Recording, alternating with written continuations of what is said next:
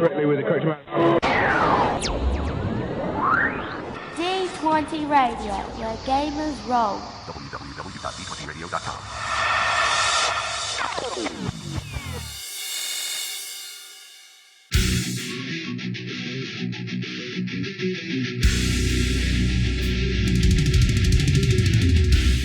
Welcome to Me and Steve Talk RPG, the podcast where me and my friend Steve try and help you get the most out of your role-playing game experience.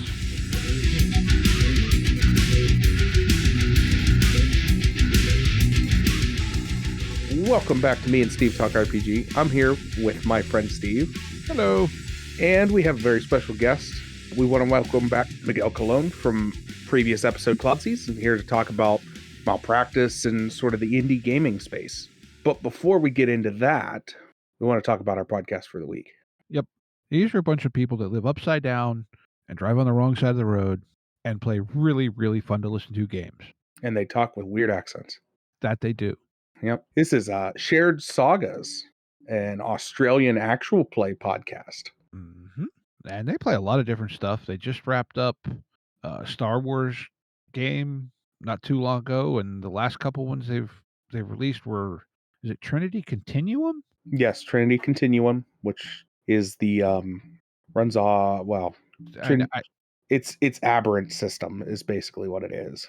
Is it? I knew it was part of the White Wolf Onyx Path Storyteller Story Path family. Yeah, it's sort of what do they call it? Yeah, it's in that world, but Trinity Continuum, very cool, very fun. Tom over at Shared Sagas, we've had him on before. Mm-hmm. Hopefully have him back soon. Yeah, very, very fun to have a conversation with. But with all that said, let's go ahead and jump into the episode. Yes. So, welcome back, Miguel. Thank you very much. It's good to be back. It's good to have you back. You know, Cloudsies is a really cool game, and then you have another one coming out on Kickstarter now. It's got 21 days to go as we record this, and that's Malpractice. So why don't you tell us a little bit about Malpractice? Right. So Malpractice is an experimental game for me. I made it for Zine Month with a very low funding goal so that I can just recoup at cost, not pay myself, and experiment with a brand new system that I hope people will enjoy. It's the basic story is that you're a new doctor, fresh out of med school, and you unfortunately have to pay back a lot of student loans, something that paying school and tuition I know a lot about right now. To speed things along, you decided to join the mob. But in order to continue to work as a doctor, you've got to do your side gig and your main gig whilst balancing the two. The basic concept of Malpractice is that there are 3 phases. Each day, there is your day job phase. You're a doctor. There is an event phase in which you get to use one of 4 different skills, and there is a night phase in which you do your night job. The main attraction, that at least I see it as one, is that it's, instead of a dice-based game, it is one based on playing cards. Your standard deck of 52 playing cards. Cool. To give an example of just your basic day phase, starting at first level, because it does have a leveling up system with perks and things of the sort, you choose an amount of cards, and you hope you pull more hearts than spades for your day job. Going on to your event phase, you are presented with, an event, and you decide how you want to handle things, in which case you try to pull as many of the suit that the skill is related to from the deck. And finally, you have your night phase, in which you try to pull more diamonds than clubs. This sounds like it would be very random, especially during the first phase where you have no information, and that is correct. It is not meant to be like that for the entire game. That's where the perks that I mentioned come into play. As you go on, you get more information about the cards in your deck, where they are. So you would get perks such as look at the first 10 cards in your deck, then decide if they stay on the top in that order or go on to the bottom of the deck. Perks that let you look at and choose a number of cards, pick them up, decide if you want to keep that for your hand or just discard them and pick up more cards.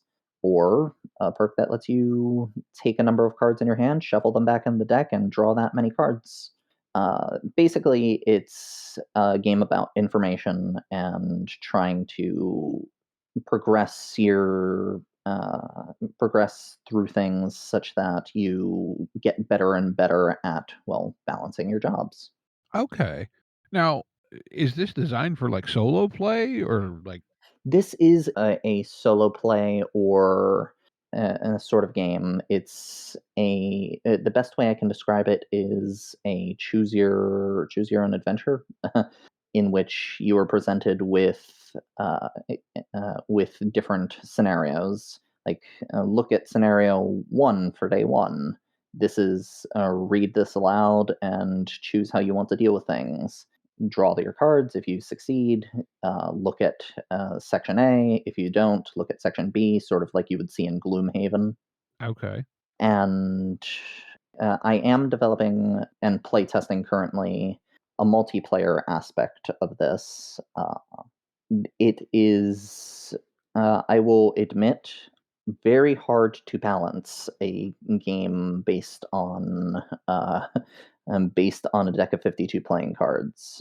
And so that aspect may, if we get to that goal, because it is that multiplayer mode is a stretch goal, will take a little longer to develop. Hmm. It is less formulated than the rest of things, but I think that I have a good basis on that. I don't want to give up not too much information because, well, then I might as well just teach you, just go through the rule book that I have right now. No, that's cool. No, because like I said, it sounds like it's a thing right now where, so to speak, you're playing it probably by yourself. But I also thought it could just be a fun angle to kind of, so to speak, have 2 or 3 people playing it. What do you want to say? Solo next to each other, and maybe you interact in either the day phase or the night phase or something like that. You know what I mean? Like just sort of house rule, make it up as you go. But Just the more people that are playing, the more decks that you use. The current idea is to the current way I'm building things is if we get to the multiplayer phase, it would still be just one deck, and you have to. You'd be limited on the number of cards you can draw at one time, so that one person doesn't say, "I pick up 52 cards." That's fair. There you go. All right. Well, like I said, that sounds like could be lots of good fun and shenanigans. So far, it is. It is. I will say again, definitely an experimental system. It is a smaller game. It's made for Zemo or Zine Month, so it's not going to be a 300-page core rule book sort of game. It's much smaller in scale. The idea is that the idea behind it was sort of threefold. One, I wanted to make a smaller game that involved cards. Two, Zemo happened to Zine Month happened to fall at this time, and I thought, hey, this would be a great time to do this to see if people actually enjoy the system. And three, it's and this is where I get to reveal my hand a little. Huh, reveal my hand. Uh, I ought to be a comedian. But it's also something that I'm doing because in down the line, I do want to make a much meatier sort of card-based game. Okay. That is something we can talk about if you want to talk about and talk about it, but it is still down the line because I there is a lot of playtesting that needs to happen for that one. Yeah, well, I mean, we can kind of kick towards that at least. I think if you want, or if you have a little more you want to talk about malpractice, Well, you know. yeah. Well, with Malpractice, again, shorter game. I decided to keep design costs as low as possible, which is sort of in the spirit of Zine Month. So I wanted to make sure that I used only the amount of art necessary to make it look appealing. And for the rest of the things, I'm using public domain images and Photoshop skills in order to make things fit a certain theme. Right now, I have a comic book esque aesthetic going on, black and white, but I wanted to make it so that when the Kickstarter launched and the way it's going right now, it seems like I'm achieving that goal.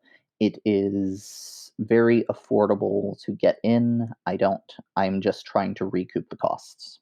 I'm going Mhm. to be doing editing, layout, and writing on my own. Well, writing is almost done, but editing and layout will be done on my own.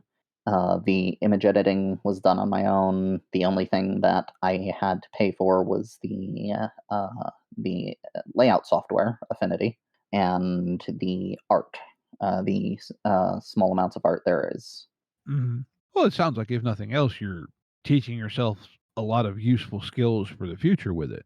Oh yes, it's definitely part of the reason I wanted to do this so badly, because I can't keep as a small indie dev. I'm a fish in an ocean right now, and in order to make sure that I, as this small fish, continue to survive, I've got to make sure that I teach myself as many skills as possible to present myself as many opportunities as possible. Sounds extremely logical to me.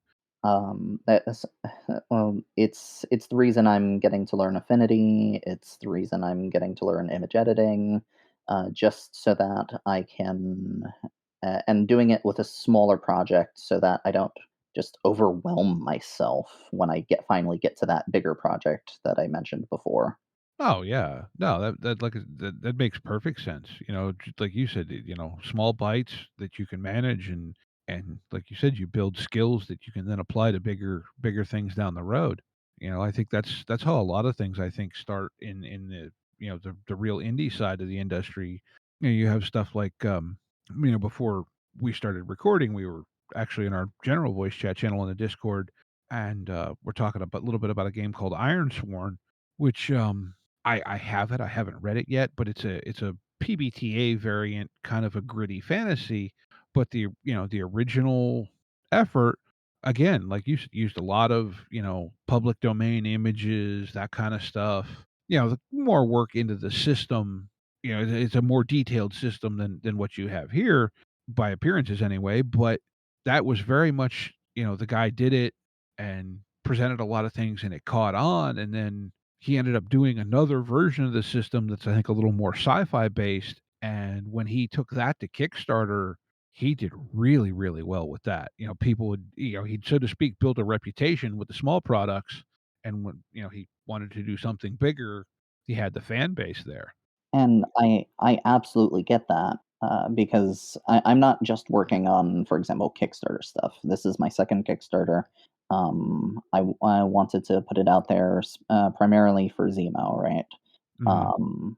But I am currently working on a number of smaller projects to sort of build that fan base, build that following, be more, and be it so that I'm more known in the community. I had huge success with my previous Kickstarter, Cloudsea, and I'm extremely grateful to the community for that. But I don't want to stagnate.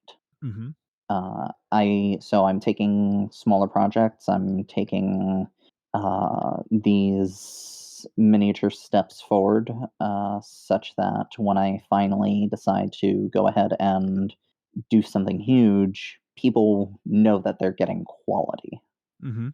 Yeah, I think that, and like Cloud Sea deals with some heavier themes in certain ways, Where Malpractice, yes, the student loans, student debt is a serious thing, but you've taken a much, I'm gonna guess anyway, just my vibe on it reading the Kickstarter pages is maybe a little more comedic in certain ways. Oh yes, definitely more tongue in cheek. Primarily because it it's something that I had to take a look at and decide. Do I want to go ahead and I'll I want to go ahead and laugh at myself a little bit. So I got the scariest thing I can think of, which was a nurse with a giant needle as the mascot. Looked kind of cute, and I was horrified by that. But I'm now using it to poke fun at myself and this idea of, well, I'm swimming in bills, gotta pay them. How can I do it? Well, I wish I could join the mob. Well, yeah, I mean, I don't know, I mean, it looks fun and entertaining, and like you said, it's not anything. I mean, it's not expensive to back it, whether you go for, as you did with your previous model, where you're getting the print on demands for cost to the backer is just gonna be shipping on top of your pledge. Am I getting that correct? That's what I thought I had seen. Right. We're doing at cost PODs. So once the PDFs go out and the codes go out, uh, all that's left is shipping for for the people to pay. And it's I'm doing it that way primarily because that's what I know, Mhm. and because I don't want to get ahead of myself with print runs. Mhm. I don't know how to do that just yet. I'd be the first to admit, so I don't want to take off more than I can chew.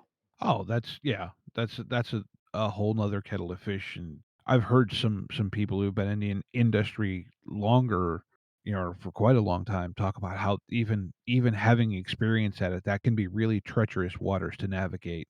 Yeah, I've heard people say that print runs can be a daunting task in general, and yeah, and I think with something like this, you're and you can correct me if I'm wrong, but you're putting out a quality product, but you're not you're doing it as sort of like you said for Zine Month and as a way to just sort of do something fun. And am I sort of correct there in what I'm reading into this? So so to compare it to Cloudsea, because that's the natural thing. They're both Kickstarters I did. One first. This is my second. Cloudsea, I wanted to get on a soapbox and spread a message. With Malpractice, I want to be able to, as you said, do something fun, but also learn a lot. It's a learning process, and it's the sort of thing that I want to be able to get a few different things working, especially this card-based system, because I've been able to, in playtesting, I've used Python to create a deck simulator. And with the help of a friend, went ahead and took a look at some of the different perks, for example, that would be used in the game, and to see how successful they'd be. So, for example, just at the start of each day, you start with 52 cards in your deck, and you have to choose a number of cards to draw. Hope you get more hearts than spades. That sounds like a 50-50 chance. Especially if you have no information. Once you add in the perk that lets you draw 10 cards and take a look at those cards, you automatically have about a 66% chance of just drawing a deck that has a winning hand. It gets easier from there. Oh, It's meant wow. as a power fantasy. Just to give an example of some of the numbers I've played with, if I wanted to draw 5 cards, for example, that is about a 55% chance of just drawing a winning hand right there and being able to say, yes, I keep this hand. Wow, that's I probability is just a weird thing, and like you said, it can be really daunting to crunch numbers sometimes like that. It's it's hard. I will admit, didn't do it alone. I had help with the programming, but going about it helped me create a better game. And and just like you said, I want to put out a quality product. I don't want to put out something that's I wanted to do something short, but that doesn't mean I wanted to do something that's of lesser quality. No, yeah, I don't think length equates to quality in any frame in game design. You know, sometimes in game design, honestly, less is more. But so do you want to kind of then get into kind of your journey as an indie developer, or and we can kind of bounce back and forth because since we had you on the first time, we've had numerous conversations. We've gotten to know you some more, and while Cloudsea was your first, what do you want to say, self-published project, if you want to call it that, or the first project where your name was the big one on the cover, that wasn't actually the first thing you'd ever worked on, was it? Oh no, no, no. I was a writer for roughly 7 years beforehand. Okay. Uh, I started with writing at least, not playing RPGs, with Wayfinder, actually. If you're familiar with the Wayfinder fanzine for, well, Pathfinder and Paizo, it goes on once a year, and each year it does a different topic. Completely fan made. People aren't, as far as I know, aren't getting paid. um, and the first things that I did there was not actually RPG stuff, but I wrote yes, RPG stuff, but I wrote a poem and I wrote a city write up, Kavapesta in the nation of Ustalov, for those familiar with the Galarian setting.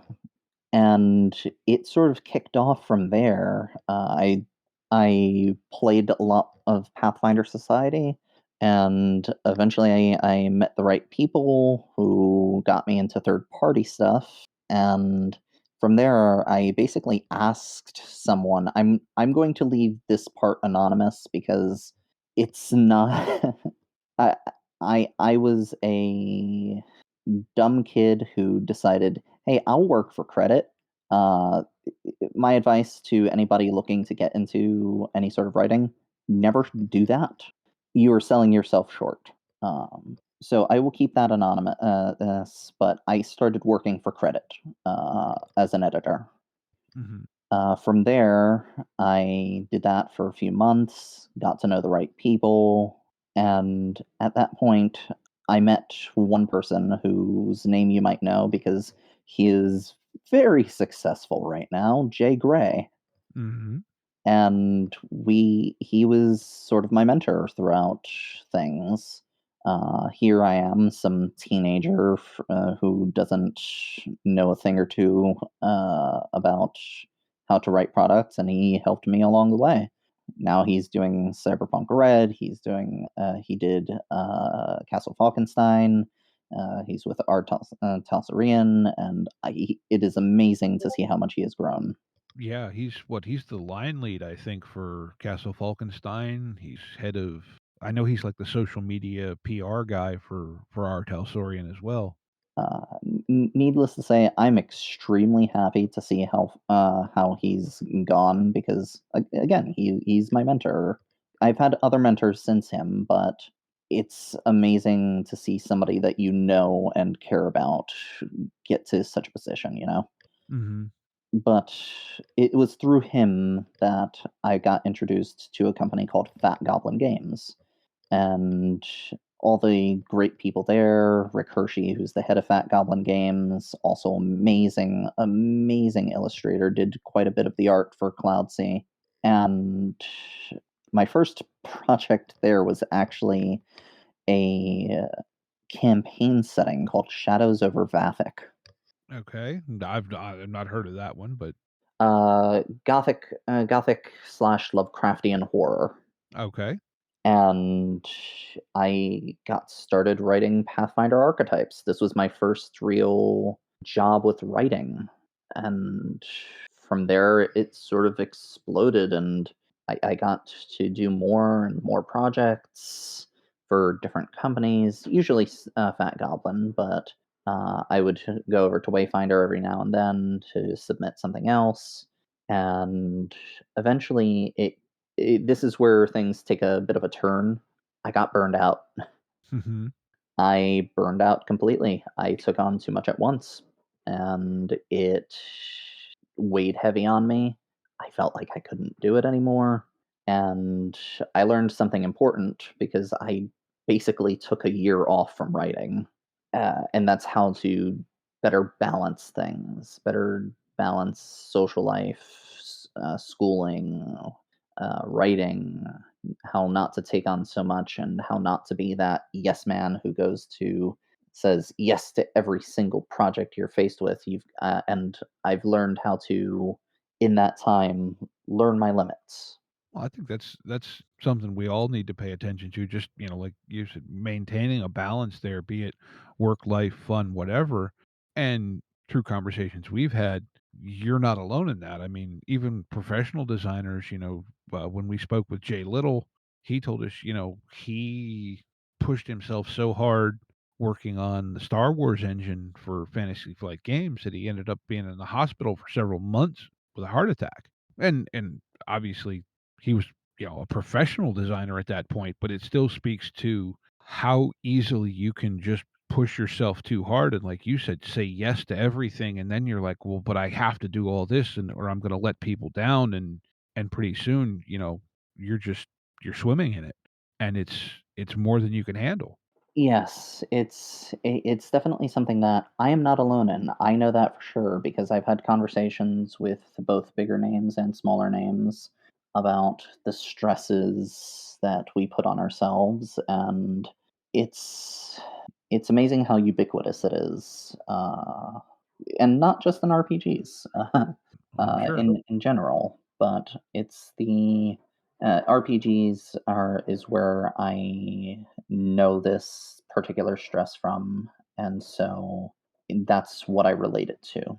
Though I did eventually come back. Mhm.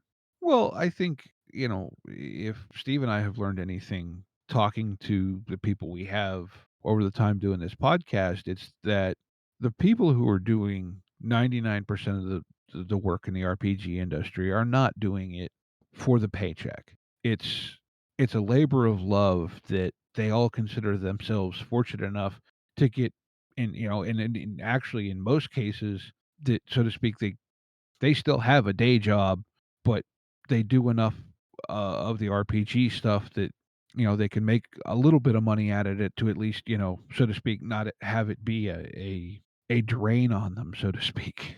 Yes, like I've said this before. I don't do it for I don't do it for that. If I wanted to do something for the paycheck, I'd go ahead and probably drop RPGs altogether and go on to work at literally anywhere. Well, yeah, the old joke is, how do you make $1 million in RPGs?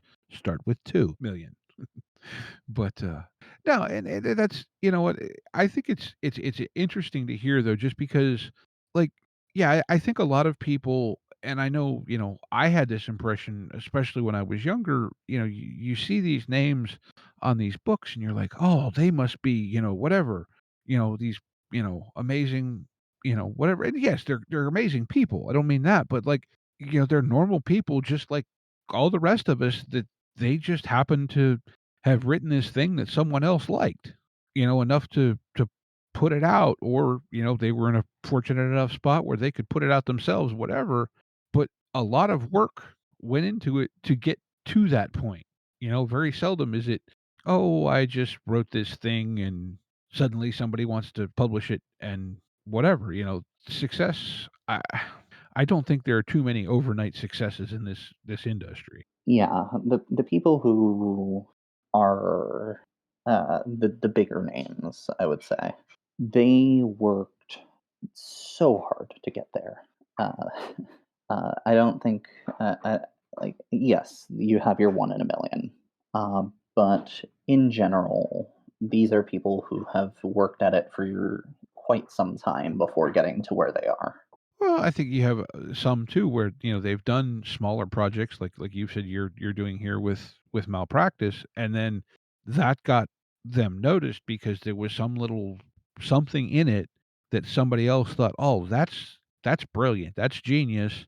Because that's the other thing that I've noticed is that the RPG community does tend to be very, what do you want to say, network intensive in that, be it like you said, you started off, Jay Gray mentored you, and you've worked with Rick Hershey, and I'm sure other people as well, and that leads to connections, and then those connections lead to connections, and it just snowballs. Most certainly. It's definitely so last year was the best year for me in RPGs as far as not just pay, but as far as putting out projects that I love. Hmm. Um, Not to say I didn't like my work before last year. I just want to make that clear. But being able to write passion projects, Boricubos was a setting for 5e, Pathfinder 1 and Pathfinder 2 that was based on the Caribbean pre-Columbus era. Okay. Cloud Sea, I got to do that, and a 1984 cloud punk, or I like to call it hope punk. Did not invent that, by the way. A setting in which you have all these themes going on, and uh, it's it's just amazing to see how things have changed for me. And going into this year, I see in my future things getting even better as far as that goes. So you're right; it is definitely a snowball with all the people I'm meeting, all the projects that I'm getting. Right now, I can say that I am taking on a few smaller projects that have gotten me to be able to meet several people that I'm going to enjoy working with in the future. Cool. So is Malpractice then your first real venture away from kind of the F20, be it 5e and Pathfinder stuff, or have you kind of ventured away from that before? Well, I have, though those products have not been released yet. Aha. There's a system that I have created that I've dubbed Roll 2, and I think I showed old Steve a little bit of it, though it's gone through revisions since then. Mhm. Yeah, I remember you sending me a message with a couple of things in it. That was the phase in which I went to other people and asked, like, "Hey, am I crazy, or does this make any sense whatsoever?" And I went on from there. I have worked on 2 projects for that system. Again, not released just yet. But going on from there, I am playing with Malpractice as my first venture into card-based systems. And from there, I've alluded to this big project, this big secret project that's going on. I don't actually have an NDA for it because it's mine. Uh, but I'll tell a little bit about it. It's a project that has the working title of Major Arcana: Welcome to Vegas. It has themes of the tarot, so Major Arcana, and lots to do with both dice mechanics. It's a dice pool game, and card mechanics. Well, standard 52 deck card mechanics. Mhm. Very much based on a combination of Shadowrun 5th Edition and a game called PTU. Not sure if that's ever been brought up here, but Pokemon Tabletop United. Somebody brought that up once in Game of the Week, I think. Either that or maybe you just messaged me about it one time. I've heard of it, but I don't recall exactly where. Yeah, I don't think it's ever been brought up on the podcast, but I know I've heard and had conversations with people about PTO. That sounds really cool. And I mean, I know you're not letting too much information out there, but I'm definitely down for that. That sounds really awesome.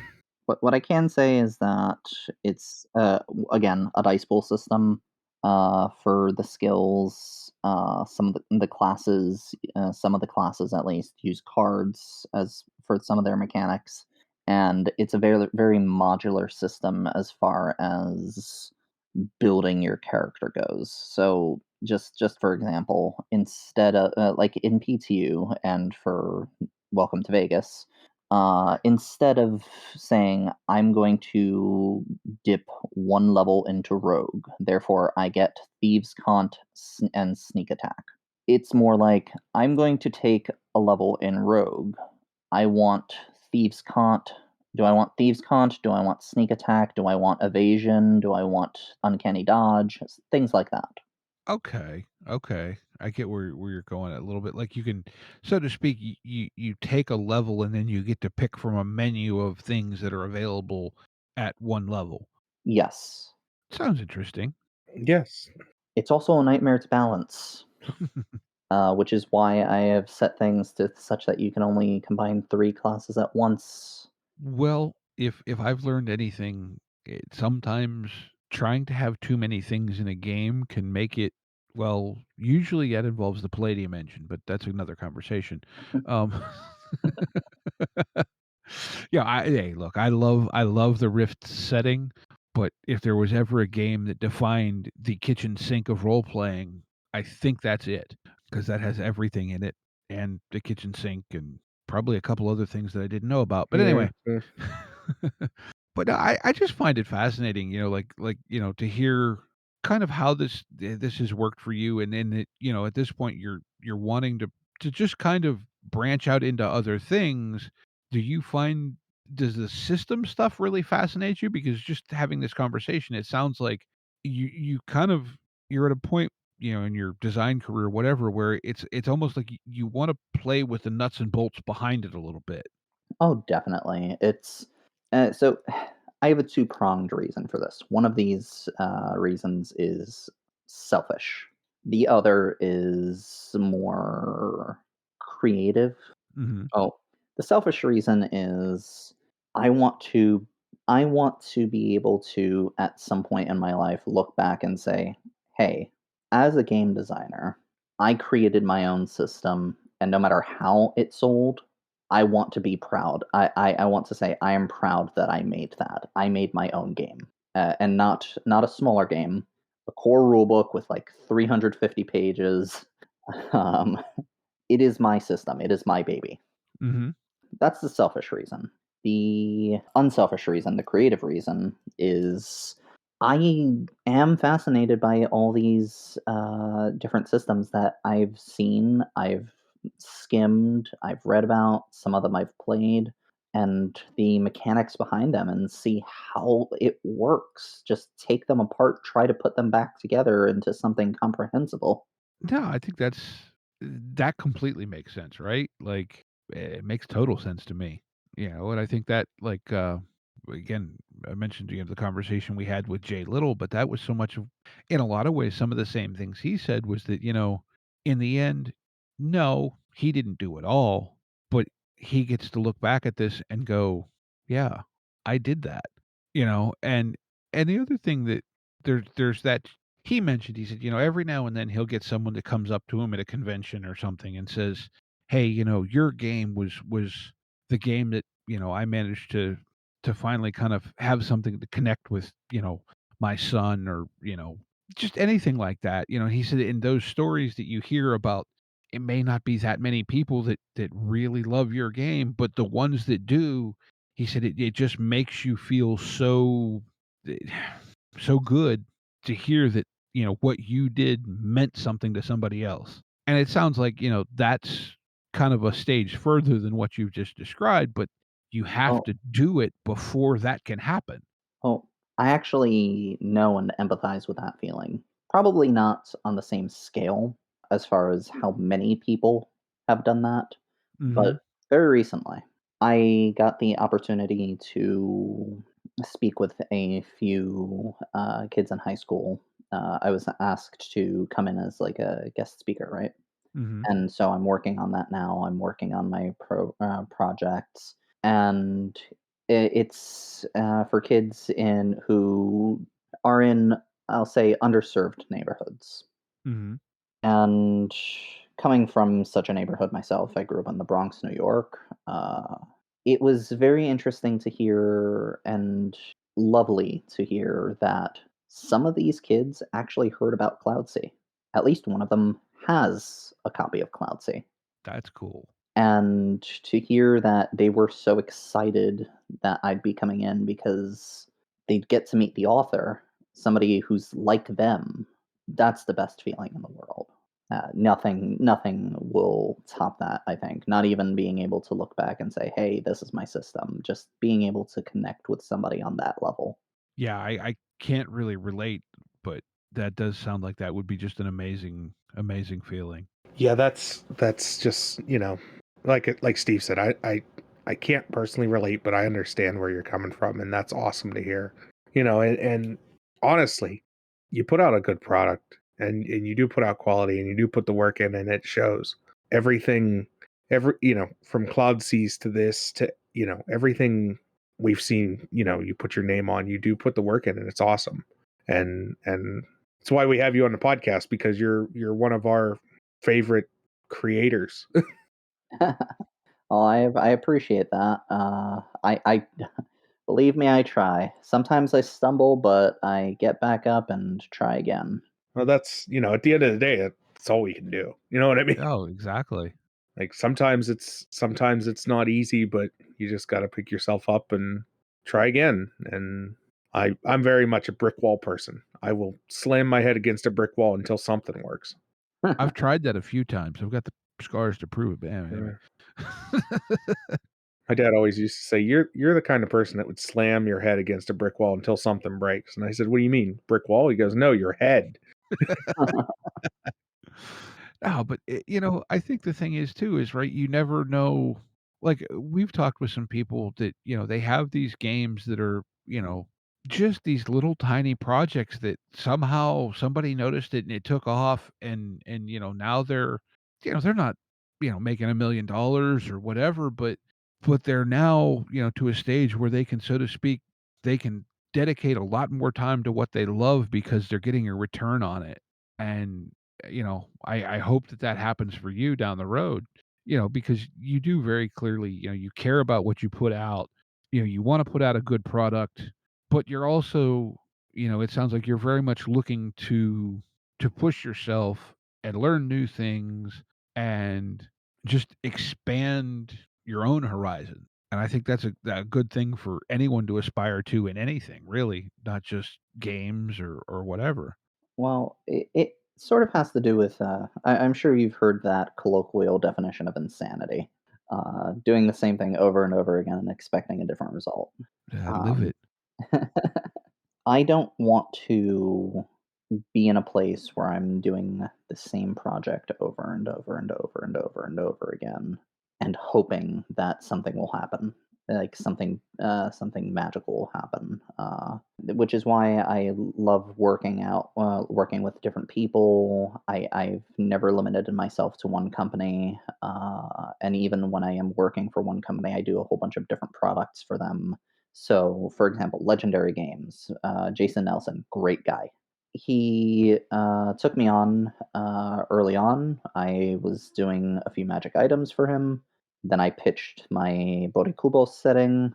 He took it, ran a Kickstarter for it, like $110,000 raised. And that was the biggest like financial success that I've like ever seen. Um, and so I could have at that point said, I want to do another setting or I want to do the same setting. But no, I went on and I started doing monsters. During that time was sea monsters and Asian monsters and Latin American monsters. And now I'm doing redacted. Um, but and then I went on to different companies, Bloodstone Press, also 5e, but I can't say much here. But I'm working for a line called Amazons versus Valkyries. Okay. So the I don't want to do the same thing over and over again. I want to expand, which is why part of the reason why I'm building these new systems and playing around with new things. And hopefully something comes of it. Like if you have to know dream goal, I somehow get an IP for like get the license to do a game for an RPG for something that Team Cherry, a video game company, made called Hollow Knight.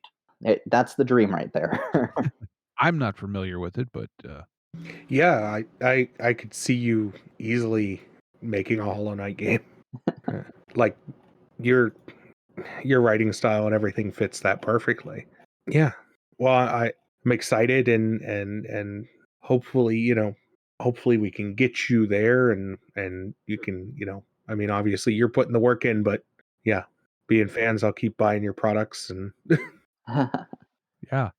But for now, it's to bring things back. Right now, my current projects are what I just mentioned, and working with those high schoolers. Two of them presidents of the D&D club at one school, another group of youths at another school that I'm still working out the details with. But it's interesting to see that I might be I'm not gonna directly compare myself with Jay, but I might be that guy for these kids, and that's something amazing to me. Well, that's cool. That's really cool. So now you've rattled off a bunch of different places you've done work for. Do you have like a website for yourself or anything like that where people can go to find out more about you? Is that, you know, That is something that is actually in the works, because I have done work for many different companies, and it was actually suggested to me like, "Hey, why don't you go ahead and like just do something simple, like use WordPress and make your own website?" And I thought like, no, that's actually not a bad idea if I want to be professional about, like if I want to present myself in a professional manner, like just neatly organize everything and so no, I don't have one yet. that's fair. It is still in the works. I want it to look nice before presenting it to everyone. I mean, that makes sense. I mean, heck, Steve and I don't have a website for the podcast yet either, other than the feed page. So we can't really, throw too many stones that direction. I was no. just, asking for, other people to be able to find you easier. Yeah, and if people are looking for you, where's the best place to find you? Currently, the best place to find me is, interestingly enough, on Facebook. However, you will find so many people with my name. Uh, if you manage to find a Miguel Cologne who's a tan-looking man with a beard and wearing a suit and tie and looking very happy because it's his first job interview for quite a while, that's me. So, I mean, I guess with that, do you have anything more you'd like to say on, malpractice, Cloud C, anything else? Well, allow me to pull out my 100-page manifesto. Oh, okay. Okay, there we go. We'll just cut this into 2 episodes. That can be next week's show. We will call you an honorary Steve, and you will be the only one on that episode. And but no, But seriously, thank you for allowing me to have a voice here. always. Yeah. Yeah, I mean, When I saw you had a new product coming out, I was gonna message Steve, and then he beat me to it. He's like, "You want to have Miguel back on?" I'm like, "Yeah." I and appreciate it. yeah, like I asked Steve like within a few minutes of when I messaged you. So I think you uh, probably messaged him first, and then you messaged me. yeah, that's possible too. Knowing you would have just been like, "Hey, Steve, we're having Miguel on," and I'd known I have a problem with that. But yeah, thank you so much for coming on and talking to us and putting out a quality product. It's important. It really is. Yeah, I've got some ideas rolling around in my head to do something with Cloud C here. Now, whether or not I use D&D 5e for it, I don't know, but the setting information is what I think's really cool about that. So that's what I intend to use for sure. I mean, hey, as far as I'm concerned, if you can manage to use the Cloud C setting and its themes, it's not the system that's the medium for telling that story. It's well, the setting itself. Right. Right. And I think, sometimes people, hey, I've probably gotten caught up in that myself at times going, well, I don't want to look at this because it's in a system that's not one I like. And I'm selling myself short, so to speak, because I'm limiting what I'm looking at because I'm lumping everything together instead of going, hey, this has got some really neat themes and whatever in it that even if I don't want to use it exactly as presented, I can take those and do something that I do enjoy with it. So, Yeah. With that, I think it's time for Game of the Week. yes, game of the week. Game of the week. Game of the week. Do you remember game of the week, Miguel? You'll have to refresh me. Okay. Basic premises: we pick a game that we've been either looking at recently or anything, any type of RPG that you want to promote or any game that you're really digging on or anything like that, and shout it out. That's basically what Game of the Week is. I see. Current or something that I've Doesn't seen? matter. It could be. We've had games from all the way back, and Hooli picked what, like Ghostbusters, or who picked Ghostbusters? That was Russ Morrissey. That Hooli was did Morrissey. James Bond 007, which I think has been out of print for 30 plus years.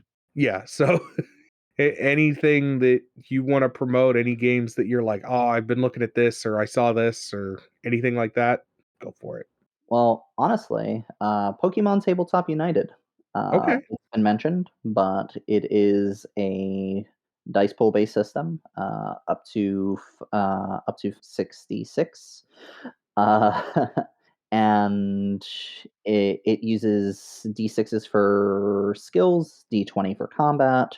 For D20, it is THACO done right, I would say.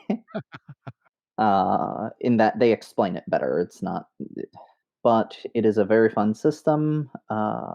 If you at all like the idea of capturing monsters, stuff like that, the whole Pokemon shebang, it is a great system. Cool. That's cool. Yeah, I it's been on my radar, and it's sort of been like I wanted to talk to somebody who played it before I sort of got into it, because there's been other Pokemon tabletop RPGs that aren't tabletop united, and yeah. I know what you mean. Is this the one that's like an entirely like fan done web based thing? Like there's not actually like a printed book out there for it, but it's like a There is not a printed book. There is about a 500 or so page PDF of the core rulebook, and then there's the what you would basically call the bestiary, which is another 400 pages. jeez. I wouldn't expect anything less of a bestiary for a Pokemon game. Steve, you probably remember Pokemon back in the day. They had like 151 of them. Now we're up into what, like 1,000? I remember Pokemon is the little yellow ball with the like Yeah, eye yeah, on it. yeah. Yeah, that's about what I know about Pokemon. But I'm yeah, old. I'm sorry. no, it's. But yeah, Pokemon United. I've been keeping, or Pokemon Tabletop United. I've been keeping my eye on. So it's glad to hear that it's a good one. So I'm glad to hear that. Yeah, very cool. You want to go, Steve, or I can go? Yeah, why don't you go? All right, I have a game, and I don't think we've talked about it. You could correct me if I'm wrong. I have a game called Gangbusters. Doesn't ring any bells. Okay, it's a 1920s role-playing adventure game. It's an OSR game, so it's old school revival, Dungeons and Dragons style. It's a game set during the Roaring 20s and Dirty 30s, and it has all the usual trappings of the period. So the reason I clicked on this is because I don't know why, but I've been in a mood for like old gangster movies, Okay. and this hits that like spot on. Is this the Gangbusters BX version? Yes. Okay. Yeah. It's currently in the Black Creator Spotlight for Black History Month on Drive-Thru RPG. Very, very cool game. So definitely something to check out. And yeah, I picked this up a couple days ago and just have been reading it, and like, really interesting game. Yeah, it does look pretty neat. That's cool. So what you got, Steve? All right. Well, I actually and apparently this literally just dropped not even 2 weeks ago as we record. I thought you were going to be like, not even 2 hours ago. No, no, it's according to Drive Through, this was added to their catalog on February 2nd of this year. Oh, wow. But this is a little solo game. It's all of 43 pages. Hmm. And it's called Neon Road, an 80s 80s style solo game. Blurb reads, it's 1985, but a very different 1985. In 1976, the Cold War turned hot as nuclear bombs fell from the sky on cities around the world. New York, London, Hong Kong, Seoul, Washington, and many others. And so some places were untouched. Other places became, nuclear wastelands crawling with zombies and all sorts of mutants. And so this is kind of a post-apocalyptic 80s dystopia. Cover art looks kind of cyberpunky to me, Yeah, this looks neat. I'd play this. but it's intended as just a little like solo game. Again, 43 pages in the core rule book. They're saying they're going to do a lot of they're calling them chapbook expansions to follow, but at least as we record, I don't know if the price has been permanently reduced or if it's just on sale, but the PDF will run you all of $2. Actually $1.99. So not all of $2. Really puts a dent in the wallet. I don't know how I can. But yeah, this just like I said, it caught my eye, and I mean, for $2, what the heck, right? And it's a Right. solo thing, so you can just check it out in your spare time. Very So cool. like I said, it's called Neon Road. Neon Road. I'll have to look that one up. Yeah, very cool. Well, with all that being said, we want to thank you very much for coming on, Miguel. Once again, thank you for having me. Anytime. As always, links to everything are in the show notes. You can find us here, there, and everywhere. Discord, Facebook, Twitter, Patreon now. So you can check out our Patreon. It's in the links in the show notes. We do want to remind everyone to be kind to one another and get out there and play some RPGs. Yep. Take care, y'all. Intro and outro music by the band 12 Noon. You can email us at meandsteverpg@gmail.com. You can find us on Twitter and RPGs. Find us on Facebook at Me and Steve RPG Podcast. On Discord at Me and Steve RPGs. And as always, all of these links are in the show notes. Thank you, and be kind to one another.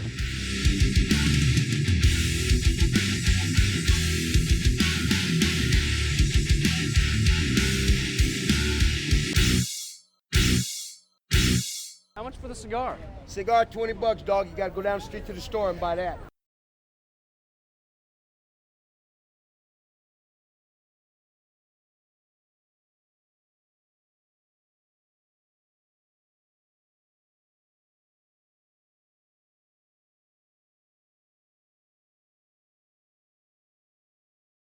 Whoa. Well, go ahead, Steve.